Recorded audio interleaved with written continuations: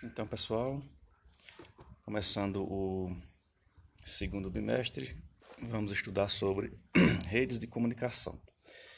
Então, primeiro, vamos conceituar redes. Então, o que seriam redes? Rede é qualquer tipo de rede, seja ela de pesca, seja ela de balanço, o que for, ela tem interligações, ou seja, são linhas que se cruzam. De alguma forma ocorre esse cruzamento, certo? E esse ponto de cruzamento, okay, é o que permite a interconexão entre um ponto e outro. Significa dizer que esses pontos são nós. Seja lá qual for o tipo de rede, sempre vai ter os nós. Então aqui é uma ilustração de um tipo de rede em que, independentemente da sua localização, do seu tipo, sua abstração, existem esses nós. Então a conexão só vai existir quando um nó se conecta com o outro. Então, para esse nó aqui se conectar com esse, é necessário passar por um caminho que conecta-se com outros nós até chegar ao seu destino. Então, esse é o conceito básico de redes. Podemos conceituar também da seguinte forma: quando você tem vários pontos, que também chamamos de nós, claro, e um ponto central.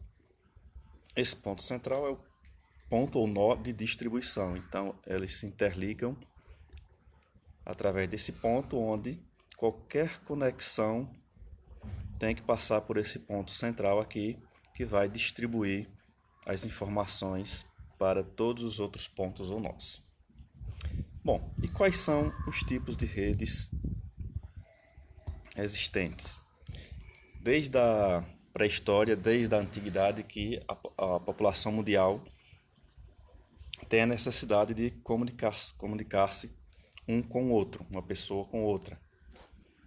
Vamos supor um exemplo aí nas guerras antigas, onde você tinha, por exemplo, alguns guerrilheiros aqui, com uma espadinha na mão. Então havia necessidade, por exemplo, de convocar um novo exército, um novo batalhão lá no castelo. Então teria que mandar um deles até esse castelo para informar a situação e chamar um novo batalhão de apoio. Então, isso demandava um tempo muito grande. Mas, com o passar do tempo, houve a criação de forma de comunicação rápida. Então, podemos citar, por exemplo, aí o código Morse. O código Morse, que é simplesmente, que pode ser tanto digital como analógico, bater numa mesa, onde a batida longa é um traço e a batida curta é um ponto. Então, a tradução desse código vai transformar em palavras. Logicamente que uma frase extensa vai precisar de um código muito longo. Então, essas informações de código Morse, apesar de eficiente, ela é muito demorada. Outro tipo de rede que temos, o telégrafo, por exemplo, que através de sinais elétricos pode transmitir uma informação de uma maquineta a outra do outro lado do país, ou de outro planeta não, outro país, entre países. Então, uma informação curta em uma máquina chega do outro lado através de pulsos elétricos. Então, esse é o telégrafo. Telégrafo, que antigamente mandava-se telegramas, isso da forma de mensagem rápida, porque carta também demorava demais. Então é outra forma de rede de comunicação. Aí, nas épocas mais antigas também existiam, além das cartas, os panfletos, em que as pessoas distribuíam na rua, informando alguma coisa, principalmente lá na época das revoluções na Europa, os panfletos eram muito distribuídos. Isso era uma forma de comunicação pessoa a pessoa. Por que existia esse tipo de comunicação com panfletos? Depois, com os famosos jornais, justamente pela necessidade da comunicação de massa. O que seria comunicação de massa? Informar a uma grande quantidade de pessoas a existência de algo, alguma informação crítica, só que necessitava-se informar de uma maneira rápida a uma quantidade grande de pessoas. Então, surgiu o jornal. Antes do jornal tinha essa panfletagem, só que ainda tinha necessidade de transmissão de uma maneira rápida com um grande alcance, porque o jornal teria que ser comprado, não tinha acessibilidade a todos. Daí surgiu o rádio. O rádio.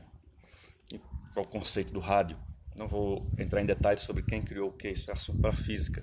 Então, o rádio é simplesmente temos uma antena transmissora de ondas eletromagnéticas e do outro lado de algum lugar, seja que lugar for esse,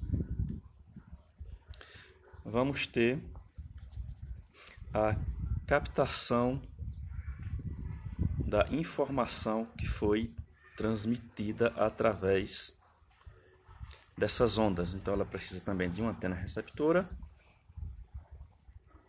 que vai captar em determinada frequência essas ondas. Então a frequência é a quantidade de vezes que a onda oscila. Então a frequência de ondas mais curtas ou de ondas mais longas. Quanto mais longa, a frequência é menor. Quanto mais curta, a frequência é maior. Então, consequentemente, o rádio tende a captar determinada frequência e transmitir essa informação de uma maneira que todos possam escutar. Do rádio também veio a ideia de transmitir imagens. É o mesmo princípio com ondas eletromagnéticas que são emitidas no ar e captadas por uma antena, a qual vai ser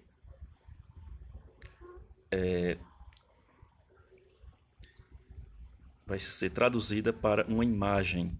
Então aí nós temos a TV, que hoje é digital, mas que iniciou com um sinal analógico através das ondas, as mesmas ondas do rádio, porém de uma maneira diferente. Então, a TV seria a forma mais eficiente de comunicação de massa até então.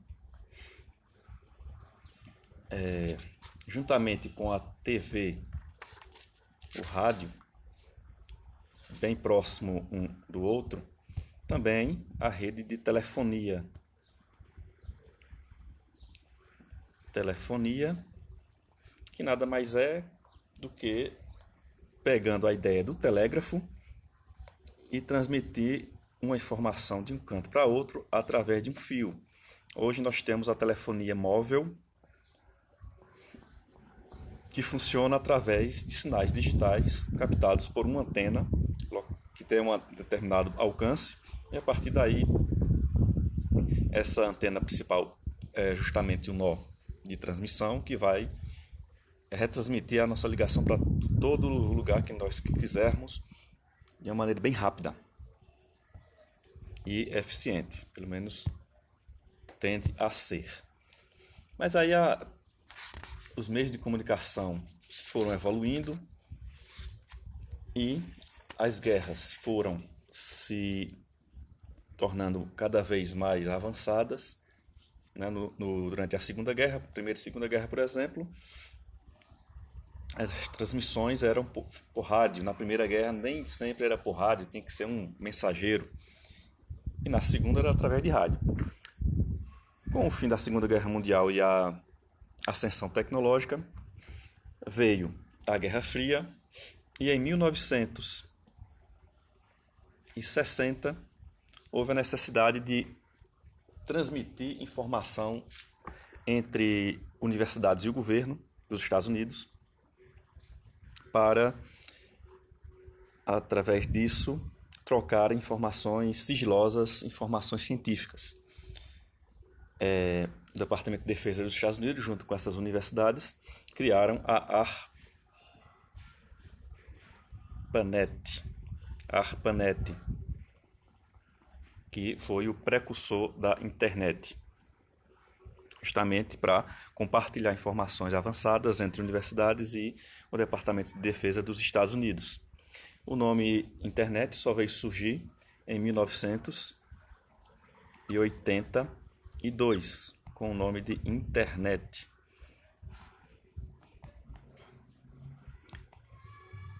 Para denominar o que nós temos hoje, essa informação. Mas como funciona essa internet? A princípio, funcionava com redes de telefonia entre uma universidade e outra. Essa mesma rede de telefonia foi aproveitada e, através disso, as informações iam de uma universidade à outra. Mas essa informação só circula através de um backbone. O que seria um backbone? Backbone. Como você acha que a informação que a gente acessa na internet vai até um local e retorna essa informação para o nosso aparelho? Justamente por conta desse backbone, que possibilita a conexão através de infovias. Vias, que nada mais são do que vias de informação, ou vias de informática. A princípio, essas vias eram através da rede de telefonia, só que, com o passar do tempo, essas infovias foram se modernizando e houve a necessidade de aumentar a sua complexibilidade, a sua capacidade de transmissão e recepção de dados, e aí surgiram as fibras óticas. Então, do nosso aparelho, essa informação vai até o backbone, que no caso podemos dizer que seja um provedor, só que o provedor ainda não é o backbone. O provedor de nossa internet é que vai conectar o nosso aparelho até o backbone. Esse backbone é justamente a central do país. Então, se a gente for considerar aqui a América, vamos supor que seja o continente americano. Aqui é o Brasil. Ok? Então, backbone, no sudeste, a nossa conexão vai para esse backbone e, através daqui, segue para os Estados Unidos. E os Estados Unidos conecta-se com a Europa através de cabos submarinos, cabos de fibra ótica submarina, uma extensa rede de cabos que vai de um continente a outro, são os cabos subaquáticos. Também tem no Japão, na Austrália, então esses cabos são essenciais para a transmissão de dados. Então, qual a importância dessas infovias? A internet, sabemos que hoje a informação, a comunicação é em precedente, sempre foi em precedente, só que hoje ainda mais. Então, nós buscamos a informação. Hoje, o principal meio de transmissão de dados é a internet. O principal meio de comunicação também é a internet. E o principal meio de a gente a gente adquirir a informação, a principal infovia é a internet. Então, cada vez mais ela tende a se ampliar e a se democratizar, com a redução dos seus custos, o avanço tecnológico, a redução dos custos, e isso acarreta em quê? Principalmente informar, ou seja, buscar informações os meios de informação só nos informam porque nós procuramos a informação. Compartilhar essa informação, e através dessa informação, desse compartilhamento, nós temos talvez uma parte negativa da internet, que é justamente, não só a internet, mas TV, que é justamente a manipulação.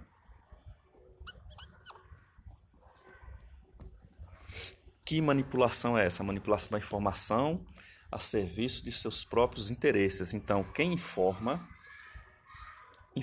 aquilo que quer, mesmo que seja verdade, mas é uma verdade distorcida para manipular as pessoas a acreditarem apenas naquilo. Vou citar um exemplo prático. Vamos supor que alguém fale alguma coisa, fale uma frase inteira. Então, é muito comum acontecer isso, principalmente na TV e também na internet ocorre muito isso. Um trecho dessa frase ou desse texto é destacado e é colocado na manchete, apenas o trecho. Então, fulano disse isso, mas essa frase que foi retirada totalmente fora do contexto, não é uma mentira, mas está fora do contexto, e aí quem lê, geralmente só lê a manchete e, consequentemente, vai acreditar no que está naquela manchete e não no texto inteiro. Então, ou seja, a mídia, seja ela na internet, seja ela escrita, ou seja ela televisionada, manipula a informação do jeito que quer. Então, cabe a gente a buscar a verdade dessa informação, a buscar a informação na íntegra e tirar nossas próprias conclusões. Como pessoas pensantes, temos que ter essa preocupação de não aceitar tudo que nos informam diretamente. Então, essa é a primeira parte do assunto sobre redes. Primeiro é redes de comunicação, depois nós vamos para redes de transporte. E qualquer dúvida, está aberto aí o grupo do WhatsApp. Na próxima semana nós vamos dar continuidade com a rede de transporte e depois fazer uma atividade online.